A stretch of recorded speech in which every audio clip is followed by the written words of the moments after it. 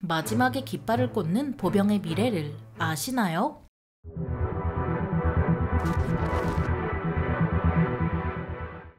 안녕하세요. 지식 스토리입니다. 이번에는 최전선부터 후반까지 빠질 수 없는 보병의 미래에 대해 알아볼 텐데요. 미래라고 하면 뭔가 막연한 느낌이 들지만 21세기 이전에 핸드폰으로 웬만한 건 다 할 수 있다고 했으면 누가 믿었을까요? 21세기 이전에 나온 SF 영화를 보면 우주여행이나 인조인간 등 오늘날보다도 기술이 발달한 시대를 보여주지만 IT 기술은 유독 뒤떨어져 있는 걸 볼 수 있습니다. 그 이유는 우리가 잘 알듯 IT 기술의 발달이 20세기의 상상을 뛰어넘을 정도로 빨랐기 때문입니다. 잘 생각해보면 벽돌 같은 핸드폰부터 지금 우리가 유튜브를 보는 스마트폰까지 오는데 30년밖에 안 걸렸는데요. 30년이면 꽤 긴 시간 아니야? 할 수 있지만 증기기관이 발명되고 비행기가 하늘을 나는 데까지 100년 넘게 걸린 걸 고려하면 상당히 빠르다는 걸 알 수 있죠. 이처럼 빠른 발전은 양차 세계대전과 냉전 시대를 거치며 군사 분야에도 영향을 끼쳤습니다. 하지만 고대부터 오늘날까지 군대의 바탕을 이루는 보병은 양차 세계대전 이후로 큰 변화가 없었습니다. 그게 무슨 말도 안 되는 소리냐고요? 물론 20세기에서 21세기로 넘어가면서 전술부터 개인화기, 광학장비, 장구류 등 다양한 부분에서 발전이 있었죠. 하지만 잘 생각해보면 소총이랑 수류탄 들고 적 참호로 돌격하던 때랑 드론으로 적 참호를 공격하는 오늘날이랑 달라진 건 공격 수단뿐이라는 걸 알 수 있습니다. 아무리 드론으로 적 참호를 공격해도 결국 보병이 장갑차를 타든 뛰어가든 적 참호로 돌격해야 하는 건 100년 넘게 변하지 않았습니다. 걸프전에서 보여준 다국적군의 활약으로 현대전은 첨단 무기로 빠르게 승부를 결정짓는 단기 결전의 양상으로 전개될 것만 같았는데요. 하지만 우크라이나 전쟁과 이스라엘 하마스 전쟁이 그런 예상을 다